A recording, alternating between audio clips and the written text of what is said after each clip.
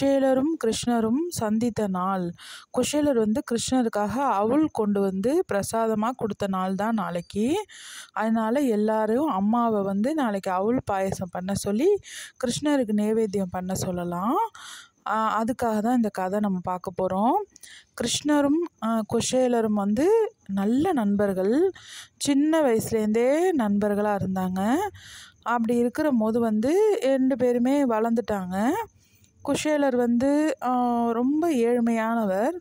கிருஷ்ணர் வந்து யாருன்னு நமக்கு எல்லாமே தெரியும். கிருஷ்ணர் வந்து மகாவிஷ்ணு அவர். அதனால் அவர் வந்து மிகப்பெரிய ஒரு கோயிலில் அந்த மாதிரி இடத்துல தானே இருப்பார்.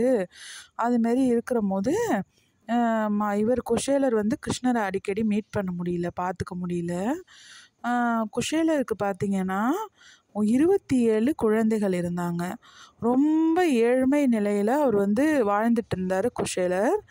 27 குழந்தைகளுக்கும் 27 ஸ்டார்ஸ் இருக்குல்ல, நட்சத்திரம், அந்த பேர் தான் வச்சுருந்தார் குஷேலர். அந்தமாரி அவர் வாழ்ந்துட்டு இருக்கும்போது குஷேலரோட வறுமை வந்து நாளுக்கு நாள் அதிகரிச்சுக்கிட்டே இருந்தது.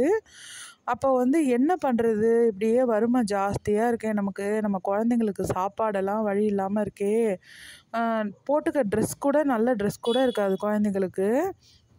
இதெல்லாம் பார்க்கும்போது குஷேலருக்கு ரொம்ப வருத்தமாக இருந்தது. வந்து குஷேலரோட மனைவி இருக்காங்கல்ல, அவங்க ஒரு நாளைக்கு குஷேலர்கிட்ட பேசிகிட்டு இருக்கும்போது சொன்னாங்க, ஏங்க இது மாதிரி வந்து உங்களோட நண்பர் வந்து நல்ல பெரிய பணக்காரர் தானே, அவர் வந்து செல்வந்தர் தானே, ராஜா தானே, நீங்கள் போய் அவர்கிட்ட ஒரு உதவி கேட்கக்கூடாதா அப்படின்னு கேட்டார். அப்படிலாம் கேட்க முடியாதுப்பா, ஏன்னா நம்ம கேட்டோன்னா அவர்கிட்ட நம்மளை வந்து கிருஷ்ணர் வந்து என்னை உதவிக்காக வந்து நிற்கிறாரு, நம்மளோட நண்பர் அப்படின்னு தப்பாக நினச்சிப்பாரு, அதனால் நான் கேட்க மாட்டேன் அப்படின்னு சொன்னார். ஆனால் அவரோட மனைவி வந்து தயவு செய்து கொஞ்சம் உதவி மட்டும் கேளுங்க அப்படின்னு சொன்னோன்னே, அதெல்லாம் நான் கேட்க மாட்டேன், யாருக்கிட்டேயும் எப்போவும் உதவி கேட்க மாட்டேன், என்னோட நண்பன்கிட்ட போய் மட்டும் நான் எப்படி கேட்பேன், அதெல்லாம் கேட்க மாட்டேன், நானே போய் எப்படியாவது சம்பாரிச்சிட்டு வந்து நான் உனக்கு வந்து தரேன் அப்படின்னு சொல்லிட்டு காட்டுக்குள்ளே போய் விவசாயம் பார்த்து எல்லா இடத்துக்கும் போய் தேடி பிடிச்சி கொஞ்சமாக அரிசி கிடச்சதை கொண்டு வந்து மனைவி குழந்தைங்களுக்கெல்லாம் கஞ்சி காய்ச்சி கொடுக்க சொன்னார். அதுமாரி கஞ்சியை குடித்த குழந்தைகள் எல்லாருக்கும் பசி தாங்க முடியாமல் மயங்கிட்டாங்க. இதை பார்த்துட்டு இருந்த குஷேலரோட மனைவி வந்து, என்னங்க நம்ம குழந்தைகள்லாம் மயங்கிட்டாங்க, ரொம்ப பசி ஜாஸ்தியாக இருக்குது, நீங்கள் சும்மாவாவது உங்களோட நண்பரை போய் நீங்கள் ஒரு வாட்டி பார்த்துட்டு வரக்கூடாதா அப்படின்னு சொன்னாங்க. அதுக்கு வந்து குஷேலர் சொன்னார், சரிம்மா, நான் போய் நாளைக்கு போய் பார்த்துட்டு வந்துடுறேன் அப்படின்னு சொன்னார். நான் சும்மா தான் போய் பார்ப்பேன், எதுவும் கேட்க மாட்டேன், ஓகேயா அப்படின்னு கேட்டார். உடனே சரிங்க, நீங்கள் போய் பார்த்துட்டு வாங்க அப்படின்னு சொல்லிட்டு சொன்னாங்க. உடனே இவர் வந்து என்ன பண்ணார், மறுநாள் காலையில் எழுந்துட்டு குளிச்சுட்டு என்ன பண்ணார், தன்னோட அங்கே வஸ்திரம் கட்டியிருப்பாங்கள்ல, வேஷ்டி கட்டியிருப்பார்ல, அதுமாரி வேஷ்டி கட்டிட்டு துண்டு ஒன்று இடுப்பில் கட்டி அந்த துண்டுக்குள்ளே வந்து என்ன பண்ணாருன்னா, மனைவிக்கிட்ட ஏதாவது வந்து அவருக்கு எடுத்துகிட்டு போகிறதுக்கு ஏதாவது இருக்கா அப்படின்னு கேட்டார். எதுவுமே இல்லையே, நான் என்ன பண்ணுறது, என்கிட்டயே ஒன்றுமே இல்லையேன்னு சொன்னாங்க. நான் உங்ககிட்ட கொஞ்ச நாளைக்கு முன்னாடி ஒரு அவுள் கொஞ்சோண்டு கொடுத்தேன்ல, நீ கூட பானையில் வச்சுருந்தீல, அதை தரியா, நான் அவருக்கு எடுத்துகிட்டு போகிறேன்னு கேட்டார். தரேன்னு சொல்லிட்டு மனைவி என்ன பண்ணாங்க, குஷேலரோட மனைவி வந்து அந்த அவுளை வந்து கிருஷ்ணருக்கு கொடுத்தாங்க. அதை என்ன பண்ணார், அவர் தன்னோட இடுப்பில் இருக்கிற அந்த வஸ்திரம் துண்டு இருக்குல்ல, அந்த துண்டில் வந்து என்ன பண்ணார், அதை கட்டி எடுத்துகிட்டு போனார். எடுத்துகிட்டு போனோன்னே அங்கே வந்து ரொம்ப தூரம் அவரும் பார்க்கறது வீடு இருக்கிறது ரொம்ப தூரம், ராஜாவோட கிருஷ்ண பரமாத்மா இருக்கிறது ரொம்ப தூரம், டிஸ்டன்ஸ் அதிகமாக இருக்கும். இப்படியே காட்டு வழியில் நடந்து மெல்லமாக போகிறதுக்குள்ளேயும் சோர்ந்து போயிட்டார். அங்கங்கே தண்ணி இருக்கிறத வாங்கி குடிச்சிட்டு ஆறு குளத்துலலாம் மூஞ்செல்லாம் கழுவிக்கிட்டு அந்த மாதிரியே போயிட்டுருக்காரு. சாயந்தரமாக போய் அவரை போய் சந்திக்கிறதுக்காக போகிறாரு. போனால் அங்கே காவலாளியெல்லாம் நிறைய பேர் இருக்காங்க. இருந்துக்கிட்டு, நீங்கள் யார் அப்படின்னு கேட்குறாங்க. நான் வந்து கிருஷ்ணரோட பால்ய சிநேகிதன், உயிருக்கு உயிரான ஃப்ரெண்டு, நான் போய் அவரை பார்க்கணும், விடுங்க அப்படின்னு சொல்கிறாரு. அப்படியெல்லாம் அவ்வளோ சீக்கிரமெலாம் அவரை போய் பார்க்க முடியாது, அவர் வந்து இதில் இருக்கார், பெரிய நதியில் பாம்பு இருக்கு இல்லையா, அந்த வந்து பாம்போட வாகனத்தில் லக்ஷ்மி தேவி வந்து அவரை வந்து காலை வந்து அமுக்கிட்டு இருக்காங்க, காலை பிடிச்சி விட்டுட்ருக்காங்க. அந்த நேரத்தில் வந்து இவர் வந்து அங்கே வந்து போகிறாரு. போனோன்னே இந்த கிருஷ்ணர் என்ன பண்ணுறாரு அப்படின்னா, இவர் வந்திருக்கிறது அவருக்கு தெரியும் நிஷ்டையில். நிஷ்டை அப்படின்னா அவருக்கெல்லாம் சுவாமிக்கெல்லாம் வந்து ஒரு மாதிரி கண்ணில் வந்து தெரியும். மனுஷங்க என்ன பண்ணுறாங்க, வராங்களா, யார் வரா, யார் போகிறா எல்லாமே தெரியும். ஆனால் சுவாமி வந்து வேடிக்கை பார்த்துட்டே இருந்தார். அப்போ வந்து குஷேலர் சொன்னார், நீ மகாவிஷ்ணுவோட அவதாரமான கிருஷ்ணரே, நண்பரே, நான் வந்திருக்கிறது உனக்கு தெரியாதா?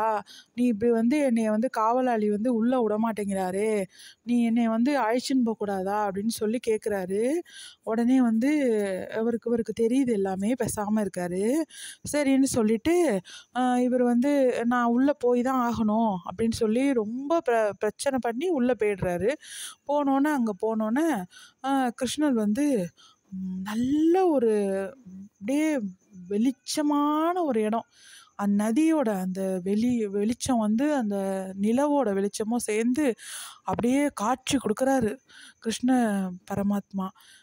நண்பா, என்னை பார்க்கறதுக்காக நீ இவ்வளோ தூரம் வந்திருக்கியே, உள்ளே வா நண்பா, என்னை வந்து இங்கே வா அப்படின்னு கூப்பிட்றாரு. அதுக்கு குஷேலர், பரவாயில்ல நண்பா, நீ முடிஞ்சதுன்னா இங்கே வந்து என்கிட்ட வா, என்னோட பேசிகிட்டு இருந்துட்டு போ அப்படின்னு கூப்பிட்றாரு. அதுக்கு வந்து கிருஷ்ணர் என்ன பண்ணுறாரு, சரி நண்பா இந்த வரேன்னு சொல்லிட்டு அவர் இறங்கி மெதுவாக வராரு. வந்து குஷேலரை வந்து பார்க்குறாரு. பார்த்துட்டு, எல்லாரும் எப்படி நண்பா இருக்கா, எல்லாரும் நல்லா இருக்கா, குழந்தைகள்லாம் எப்படி இருக்கா, எல்லாரும் நல்லா இருக்காங்க. நீ வந்து என்னை பார்க்கறதுக்கு வந்த காரணம் ஏதாவது இருக்கா? ஒன்றும் இல்லை, ரொம்ப நாளாகிடுச்சு, அதனால உன்னை நான் பார்க்கறதுக்காக வந்தேன்ப்பா அப்படின்னு சொல்லிட்டு, நான் உனக்காக என்ன கொண்டு வந்திருக்கேன் பார்த்தியா அப்படின்னு சொல்லிட்டு, தன்னோட துண்டில் கட்டி வச்சுருந்தார்ல வஸ்திரத்தில் அந்த அவுள், அதை எடுத்து கொடுக்குறாரு. அந்த அவுள் வந்து காஞ்ச அவுளாக இருந்தது, ஊறி போய் அவுள் சாதம் மாரி ஊறி போயிடுச்சு. அதை எடுத்து என்ன பண்ணுறாரு, கிருஷ்ணருக்கு கொடுத்தோன்னே, ஆஹா இவ்வளோ அருமையாக அவுளை வந்து அருமையாக ஊற வச்சு கொண்டு வந்திருக்கேன்னு சொல்லிட்டு, அந்த வேர்வை துளிகளில் தான் கொண்டு வந்திருக்காருன்னு கிருஷ்ணருக்கு நல்லாவே தெரியும். ஆனாலும் அவர் வந்து தன்னோட நண்பனோட அந்த அன்பு இருக்குது பார்த்தீங்களா, அது ரொம்ப உயர்ந்ததுங்கிறதுக்கு இதுதான் விளக்கம், இதுதான் உதாரணம். அப்படிப்பட்ட அன்பை மட்டும்தான் அவர் பார்த்தாரு. அந்த இடத்துல அவர் வேர்வையோ அழுக்கையோ எதையுமே அவர் பார்க்கல. அந்த வஸ்திரத்தில் இருந்த அந்த அவுளை வாங்கி அவர் என்ன பண்ணார், பிரசாதம் மாரி ஆசையாக வாயில் போட்டு சாப்பிட்டாரு. நான் வந்து இது வந்து எப்படியோ இந்த அவுள் வந்து இந்த மாதிரி ஒரு தன்மையில் ஆயிடுச்சு, என்னை மன்னிச்சுக்கோ அப்படின்னு. எனக்கு இந்த அவுள் வந்து தேவலோக பிரசாதம் மாதிரி இருக்குது நண்பா, நான் சாப்பிட்றேன் அப்படின்னு சொல்லிட்டு சந்தோஷமாக சாப்பிட்றாரு. திருப்தி ஆயிட்டு, இன்னைக்கு நைட்டு வந்து நீ இங்கேயே இரு, நான் உனக்கு விருந்து சமைக்க சொல்கிறேன் அப்படின்னு சொல்லிட்டு என்ன பண்ணுறாரு, மதுரசம்னு சொல்லிட்டு அந்த காலத்துல எல்லாம் பார்த்தீங்கன்னாக்க விலை உயர்ந்த பழங்கள் அனைத்தையும் போட்டு எல்லாத்தையும் போட்டு ஒரு ஜூஸ் மாதிரி பண்ணி அவருக்கு கொடுக்க சொல்கிறாங்க. சமையல் வேலை செய்பவர்களெல்லாம் அவர் வந்து கொடுத்தோன்னே அவர் குடிக்கும்போது இறங்க மாட்டேங்குது. ஏன்னா தன்னோட குழந்தைங்க அங்கே பசியோடையும் பட்னியோடையும் இருக்காங்க இல்லையா, அதை நினைக்கும் போது ஒரு அப்பா அம்மா வந்து எப்படி சாப்பிடுவாங்க, சாப்பிட மாட்டாங்கல்ல. அதனால என்னடா அது, நம்ம குழந்தைங்கள்லாம் அங்கே மயக்கம் அடைஞ்சு கிடக்காங்களே, நம்ம மட்டும் இன்னைக்கு இந்த தேவலோக பிரசாதத்தை சாப்பிட்ணுமா அப்படின்னு சொல்லிட்டு ரொம்ப வருத்தப்படுறாரு.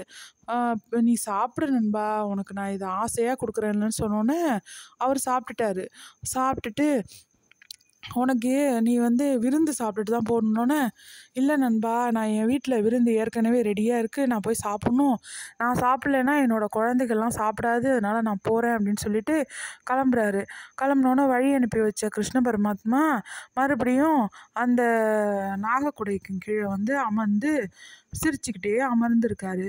இதை பார்த்துட்டு, அட நண்பா, உன்னை இவ்வளோ பெரிய தெய்வமாச்சே, உனக்கு என்னோடய வறுமையும் கஷ்டமும் தெரியலையே, போயிட்டு வான்னு ஒரு வார்த்தை சொல்லி என்னை அமுச்சிட்டியே, என் கையில் ஏதாவது கொடுக்கக்கூடாதா, உனக்கு வந்து ஏதாவது கொடுக்கணும்னு தோணவே இல்லையா அப்படின்னு சொல்லி ரொம்ப புலம்பிக்கிட்டே வராரு. என்னடா நண்பா இப்படி பண்ணிட்டியே, ஒன்றுமே கொடுக்கலையே, நான் தான் கேட்கல, நீயாவது ஏதாவது கொடுத்து அனுப்பலாம்ல அப்படின்னு சொல்லி வருத்தப்படுறாரு. இவர் எதிர்பார்த்து ஏதாவது கொடுப்பாரு, நமக்கு குழந்தைகளுக்கு பழங்கள் அந்த மாரி ஏதாவது கொடுப்பாரு அப்படின்னு ஆசைப்பட்டாரு. ஆனால் அவர் எதுவுமே கொடுக்கலன்னொன்னே இவருக்கு ஒரே வருத்தமாக இருந்தது. அங்கேருந்து வீட்டுக்கு வந்துட்டார். வீட்டுக்கு வந்து பார்க்குறாரு, வீடை காணோம். வீடை காணோம். அவர் ஏற்கனவே இருந்த வீடை காணோம், குழந்தைகள காணோம், தன்னோட மனைவியை காணோம். உடனே அவருக்கு ஒரே பயமாக போயிடுச்சு. என்னடா சோதனை இது! நான் போகும்போதெல்லாம் என் ஒய்ஃபு, மனைவி, என்னோட குழந்தைகள்லாம் இங்கே தானே இருந்தாங்க. திரும்பி வந்து பார்க்கும்போது பார்த்தாக்கா யாரையுமே காணுமே அப்படின்னு சொல்லிட்டு பயந்து போயிட்டாரு. பயந்து போனோன்னே ஒரு வீடு, பெரிய மாடி வீடு வந்து அவர் ஏற்கனவே இருந்த வீட்டுக்கு பக்கத்தில் புதுசாக ஒன்று வந்திருக்கு. வந்தோடனே அங்கே போய் உள்ள கதவை தட்டுறாரு. கேட்டை தட்டிட்டு, யாராவது உங்களுக்கு தெரியுமா அப்படின்னு சொல்லிட்டு காவலாளி கேட்குறாரு. காவலாளி வந்து ஓடி வந்து, நீங்கள் யார் அப்படின்னு கேட்குறாரு. இந்த வீட்டுக்கு பக்கத்தில் இந்தமாரி ஒரு குடிசை வீடு இருந்தது, அது நீங்கள் பார்த்தீங்களா? அது உங்களுக்கு தெரியலையே, அது எங்கள் திடீர்னு காணோம். நான் போயிட்டு வரத்துக்குள்ளேயும் நான் நண்பனை பார்க்க போனேன், திரும்பி வரத்துக்குள்ளேயே அதை காணுமேன்னு சொல்லி கேட்குறாரு. கேட்டோன்னே இவர் காவலாளி சொல்கிறாரு, அப்படிலாம் ஒன்றும் இல்லையே சார், எங்களுக்கு தெரியாதே, இதுமாரி எதுவுமே இல்லையே அப்படின்னு சொன்னோன்னே இவருக்கு ஒரே பயமாக போயிடுச்சு. நீங்கள் உள்ளே இருக்கிறவங்கள அந்த வீட்டு ஓனரை கூப்பிடுங்க, நான் கேட்டுட்டு போகிறேன்னு சொல்கிறாரு. அதெல்லாம் வரமாட்டாங்க அப்படின்னு சொன்னோன்னே, அங்கேருந்து குஷேலரோட மனைவி பட்டு புடவையும் நகையும் தலை நிறையா பூவும் அவ்வளோ வச்சுக்கிட்டு ஓடி வராங்க. பார்த்தாக்க குழந்தைகள்லாம் பட்டுப்பாவாடை சட்டையும் கட்டிண்டு எல்லாம் அப்படியே நகையும் நட்டுமா போட்டுக்கிட்டு, கையில எல்லாம் பார்த்தீங்கன்னா என்னமோ பழங்கள்லாம் எடுத்துக்கிட்டு குழந்தைகள்லாம் ஓடி வராங்க. அதை பார்த்துட்டு குஷேலருக்கு, இதெல்லாம் என்ன கனவா நனவா? இது என்ன என்னோட மனைவியா, என்னோட குழந்தைகளா? இது என்னது? இந்த வீட்டுக்குள்ளேருந்து எதுக்கு வரா? சரி, ஏதோ நவராத்திரி விசேஷத்துக்கு போயிட்டு அதெல்லாம் கொடுத்துருப்பா போல இருக்கு, போட்டுட்டு வராங்க போல இருக்கு அப்படின்னு நினச்சிக்கிட்டு, எங்கே போயிட்டு வரீங்க எல்லாரும் அப்படின்னு சொல்லி கேட்குறாரு. நம்ம வீடு எங்கே? நீ என்ன இந்தமாரி புது ட்ரெஸ் எல்லாம் போட்டிருக்கியே, என்ன ஏதுன்னு கேட்டோன்னே, என்னன்னே தெரியல, நாங்கள் நைட்டு தூங்கினோம், நீங்கள் அங்கே போனோன்னே நைட்டு நாங்கள் தூங்கினோன்னே காலையில் எழுந்துட்டு பார்த்தாக்கா இந்த மாதிரி வந்து எல்லாமே மாறிடுச்சு, வீடு வந்துருச்சு. திடீர்னு பார்த்தாக்க உணவு நிறைய அரிசி மூட்டைகளும், பருப்புகளும், காய்கறிகளும், கனிகளும் என்னென்னமோ இருக்குது. பீரோவில் திறந்தா நகையும் பணமுமா இருக்குது. இப்படி மாறிடுச்சு நம்ம லைஃபே அப்படின்னு சொல்லிட்டு ஆச்சரியப்படுறாங்க. இதெல்லாம் கனவா நனவான்னு எனக்கே தெரியல. அப்புறமா பார்த்தா இதெல்லாம் உண்மைதான் அப்படிங்கிறத உணர்ந்துட்டேன் நான். இதெல்லாம் எப்படி நடந்ததுன்னே தெரியல அப்படின்னு சொன்னோன்னே, எல்லாம் அந்த கிருஷ்ண பகவானோட மகிமை தான், என்னோட நண்பனோட மகிமை தான். கடவுள் வந்து எந்த விஷயத்தையுமே நமக்கு வந்து சொல்லிட்டு செய்ய மாட்டார். நமக்கு எந்த நேரத்தில் வந்து வரணுமோ அதை வந்து அவர் வந்து கொடுப்பாரு. அவருக்கு எல்லாமே தெரியும். அதனால இவர் வந்து கேட்காம, தன்னோட சுயமரியாதைக்காக இவர் கேட்காம எப்படி வந்தாரோ, அதை புரிஞ்சுட்ட அந்த கடவுள் வந்து இவருக்கு வந்து என்ன வேணுமோ அதை கொடுத்துட்டாரு. இதுக்கு மேலே இவர் வறுமை வந்து இருக்கக்கூடாது அப்படிங்கிறதுக்காக எல்லாமே கொடுத்துட்டாரு. அதேமாரி பார்த்தீங்கன்னா, நம்ம வந்து கடவுள் வந்து எப்போவுமே வந்து ஒரு ஒரு புன்னகை மட்டும்தான் கடவுள்கிட்ட இருக்கும். அந்த ஒரு சிரிப்பு மட்டும்தான் இருக்கும். அதை நம்ம பார்த்துட்டு நம்ம சுவாமியை மனசில் நினச்சி பிரார்த்தனை பண்ணாலே நமக்கு எல்லாமே கைக்கூடி வரும், நடக்கும். இந்த நம்பிக்கை நமக்கு எப்போவுமே இருக்கணும் குழந்தைகள் எல்லாருக்கும். அதேமாரி வந்து நாளைக்கு கிருஷ்ணருக்கு வந்து அவுள் பண்ணி அவர் கொண்டு வந்த தினமும் நாளைக்கு தான். இதை என்றைக்குமே நம்ம மறக்காமல் கிருஷ்ண பரமாத்மாவை நான் வந்து மனசார நம்ம நம்பி அவரை வழிபடணும். ஓம் கிருஷ்ணாய நமக. வசுதேவாய நமக.